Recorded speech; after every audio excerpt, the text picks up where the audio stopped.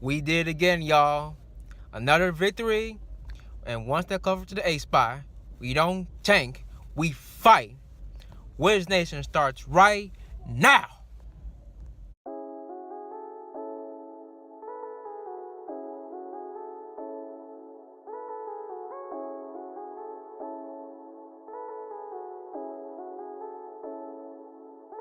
We can the ball, we can the ball, we can the ball on them. We going hard, we coming strong, ain't giving no warnings. I'm bringing this pressure, ain't giving up. You gotta keep fighting till the clock is up. Cause we are the Wizards and we do not panic. We very outstanding, the fans gon' be cheering. We can the ball, like no other needs to play. So you know we ready for whatever. And greatness always wins, so we gon' fight until the end. We the district, we never scared, so let the games begin. Cause we can the ball, we can the ball, we can the ball.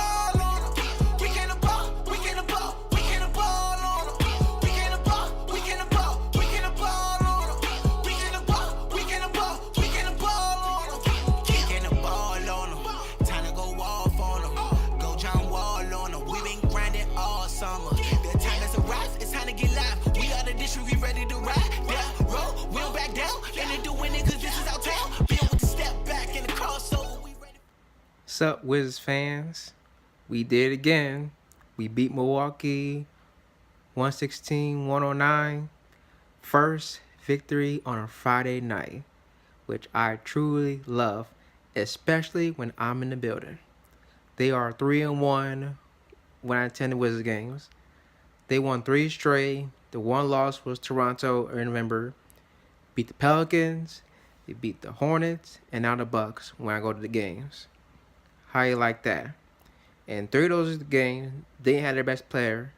They had rather than no Kawhi, Pelicans no Davis, and tonight no Greek Freak, which I was upset about. I'm like, really? No Greek Freak?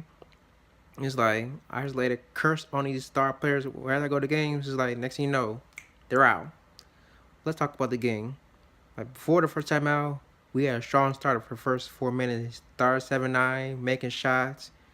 But at the timeout, I knew, they're gonna make a run because they're very good at executing after a timeout. They're always making 5 runs, 8 runs, 10 runs, even when they're up or down. But the Wiz keep taking advantage with Giannis out, with everyone contributing. Starting 5, so Sato, Beal, Green, Otto, and Bryant. And second time this year, we had a 40-point first quarter while we shot 65%. The last time we had shot scored 40 points in the quarter was the Cavalier game back in December. And the second quarter, we started a little sloppy. We're not making shots. The bench not contributing, which it was over the last couple of games.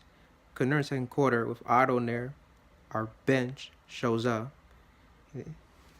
But once again, when Brad checked back in, he does best. 21 points in the first half. And Sato, he had a good first half, which I'm going to talk about his numbers in a moment. He had 14, 6 and 4 in the first half. He was dictating the game, reading the offense, the defense. But we did score a bench for 17 in the second quarter after scoring 40 points in the first. Because we shot 65% in the first quarter and went down to 50 going to the break. Because I thought we were going to score at least 6-7 points in that quarter. But the second half, back came Milwaukee. And then they tied the game 1 point. And then we had 8-point lead. And Milwaukee keep fighting back. And we keep pushing it to 8, 10, or even 7. In the fourth quarter, 1 point, every time we keep pushing to 8 points, the Bucks won't go away. But midway in the fourth, once it was close, the threes were falling. It was like 3 after 3 after 3. Ariza and Green. And you saw that lob from Sato to Bradville. I'm like, I was telling the fan, I said, hey, Sato needs 1 assist. He needs 1 assist. And boy, did he did. Triple-double, his first of his career. 18, 12 boards, 10 assists, but he did have 6 turnovers though, which I was a little upset about. He did most of the turnovers, most in the second and third quarter. And Ariza and Green, when they're making them threes, they each had 20 apiece. And Ariza made 6 threes, and Green made 4 of them. And Bradley Beal did again, 32 points, 7 assists. But Brad, he's been balling as of late. Over the last 7 games, he's averaging 27.8 points a game. Like, dude is, to me, top 3 shooting guard in the NBA. And once again, we had a team record, 18 threes, a season high and a franchise high, and shot 54% from 3-point line. We were 18 of 33 from 3. And assists, we did again. Like I said, 25 more assists, we're going to win the game. We had 28 of them, and we had 10 steals. But there was one problem, though. We did have 16 turnovers, though. You know, against a team like Budenholzer, wherever he coaches the Bucks or the Hawks, you cannot make any mistakes. But the good thing was, the Bucks had 15 turnovers. Because against the Budenholzer team, once you get in a turnover battle, you have a good shot at winning the game. So, but one more thing before we head to break. Like, once we see a deal, I was chanting, "We want Smith. We want Smith." Because I want him to come to the game so the fans can give him a standing ovation and all that. But he didn't get any playing time. But wishing well in Milwaukee and best of luck down his career. So let's take a short break and talk about, I got 2 to talk about, including the All-Star voting. So stay tuned.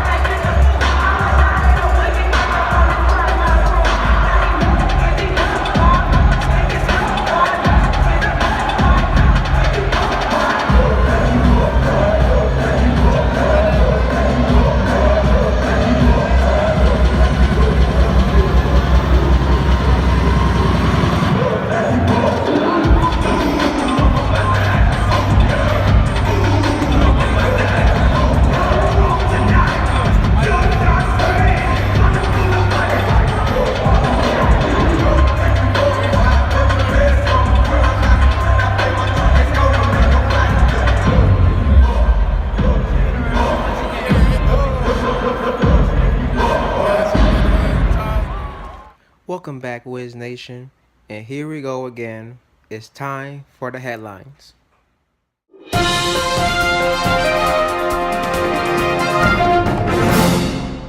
Alright, first headline I want to talk about is, do you see that Spurs Thunder shootout last night? I'm like, I missed the 4th quarter and 2 overtime. Got that was over. You saw the Spurs made their first 14 threes of the game. I'm like, are they ever going to miss a 3? It will be the first team ever to make threes without a miss in the history of basketball. I'm like, they ain't going to keep this up. But I did fell asleep. I'm like, dang. And I saw the numbers. Aldridge had his first 50-plus game, 56 points. I don't think he will ever get 50, even in days in Portland. And Russell Westbrook had triple-double again. He had like 24 and 24 assists and I think like 14, 15 rebounds. I'm like, I think one of these days he's going to break the all-time assist record in the game. And it was 30, which is impossible. But if anyone can do it, I think he can do it. Because he plays so selfish and all that. And he does play hero ball still. But that's what's for you. And once again, let's talk about the All-Star voting. To me, it's a damn joke. For D-Wade, I still get it. He I don't know if he's a star, but he averaged 11, 12 points a game, but it's his last ride. Because like Kobe and Michael, they have monster numbers, but they're going to be in the Hall of Fame just so give him the All-Star nod, because this is last year in the league. And Luka, 2 million votes as a rookie. We have not seen that since Yao Ming was playing, but he deserved to be started. Even though Mavericks are a losing team, but this kid is probably the next most exciting player in the league. Cause once LeBron and them retire are gone, he's the next most popular in the league. And I think Paul George beating Kevin Durant, which I'm like, really gonna start with Kevin Durant? I'm like, there's no way PG started over Durant. And Derrick Rose is still number 2, which is still absurd. And then it should be Harden should be starting, because he's having the best season since Kobe Bryant, averaging 34 a game. I'm like who does that? Who last time player who averaged 30 plus a game and come off the bench? I'm like, come on now. Then Russell did that. You know, MVP averaged 30 a game and came off the bench. It has to be. And other than these, it's gonna be right. It's gonna be Embiid, Kawhi, and the Greek Freak. Those gonna be the 3 4. That's the only part they got right, and the rest is like they're dead wrong. This is why they should eliminate fan voting for good, because it's not about numbers. It's about your favorite player. I'm like, do y'all even watch basketball or something? Like, come on now.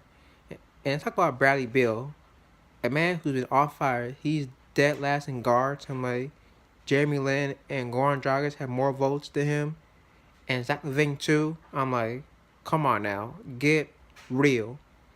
This is why they should have the media and the players take over the voting instead of fans, because fans voting is absurd.